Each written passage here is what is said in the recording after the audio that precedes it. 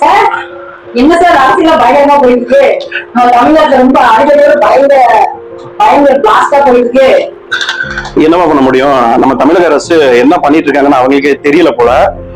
ஏன்னா திரு உதயநிதி ஸ்டாலின் அவர்கள் நேற்று வந்து விவசாயிகளுக்காகவும் மேகதாட்டான கர்நாடகாவில் பிரச்சனை நடந்துட்டு இருக்கு அப்படிங்கிறதுக்காக பேசியிருக்காரு. பேசும்போது லூஸ்டா கூட எதுவும் விடல.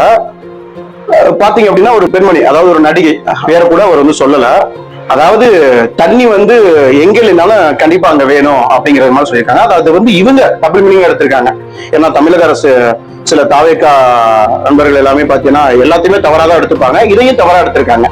இது வந்து இந்த கூட்டத்தில் இருக்க சில பேர் வந்து பாத்தீங்க அப்படின்னா அந்த நடிகையோட பேரை சொல்லி ஆக்ரோஷம் பண்ணியிருக்காங்க. அதை ரெண்டையுமே மெர்ஜி பண்ணி தமிழக அரசு தப்பா புரிஞ்சுக்கிட்டு அவரை வந்து கைது பண்ற அளவுக்கு போயிருக்காங்க.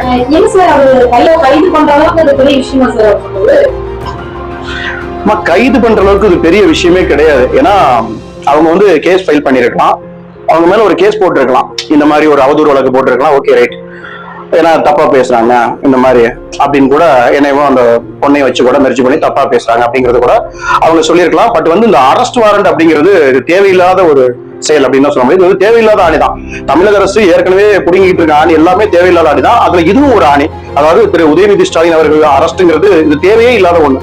ஏன்னா கைது பண்ற அளவுக்கு இது ஒரு பெரிய குற்றம்னு ஒண்ணுமே சொல்ல முடியாது. ஏன் அப்படின்னா அந்த நடிகையின் அந்த பெண்மணியோட பேரு கூட அவர் வந்து குறிப்பிடல.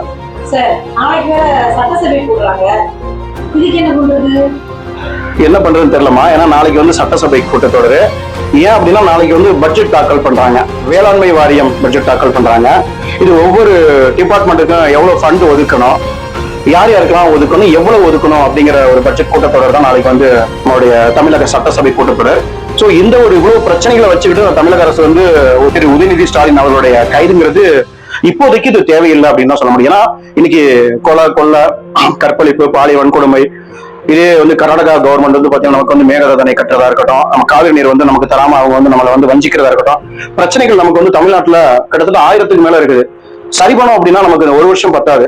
சோ இவ்வளவு பிரச்சனைகள் இருக்கும்போது இப்போ திரு உதயநிதி ஸ்டாலின் அவருடைய கைதுங்கிறது தேவையில்லாத ஒண்ணு அப்படின்னு தான் நான் நினைக்கிறேன். என்னுடைய கருத்து மட்டும் இல்ல, நிறைய மக்களுடைய கருத்தும் அதுவாதான் இருக்குது. நீங்க சொல்றது கரெக்ட் தான் சார். ஏன்னா மக்கள் பிரச்சனையே இங்க எவ்வளவு இருக்கு, அதெல்லாம் சரி பண்ணலாம். அதெல்லாம் இவ்வளவு இதெல்லாம் இருக்கும்போது இவ்வளவு கைது கொடுக்குறாங்க. அது இந்த நேரத்துல கண்டிப்பாமா, கண்டிப்பா கண்டிப்பா. ஏன்னா இது சொல்றதுக்கு ஒண்ணுமே இல்லமா. ஏன்னா பிரச்சனைகள் நிறைய கிடக்குது. அப்படி இருக்கும்போது ஏன் இந்த மாதிரி எல்லாம் பண்றாங்க அப்படின்னு தெரியல. இன்னொரு விஷயம் பாத்தீங்கன்னா யாராவது வந்து ஒரு கருத்து தெரிவிச்சாங்க அப்படின்னா சோசியல் மீடியாவா இருக்கட்டும் இல்ல லைவா இருக்கட்டும், யாராவது ஒரு ஆளுங்கட்சியை பத்தி தமிழக அரசை பத்தி ஏதாவது ஒரு கருத்து தெரிவிச்சாங்க அப்படின்னா உடனே அவங்க மேல எடுக்கிற ரியாக்ஷன் ஆக்ஷன் பாத்தீங்க அப்படின்னா கைது.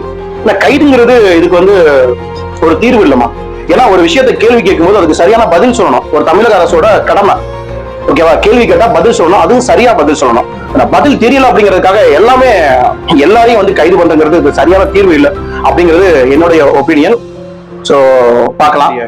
ஓகே நண்பர்களே, இந்த வீடியோவை பற்றிய கருத்துக்களை கமெண்ட் பாக்ஸ்ல சொல்லுங்க.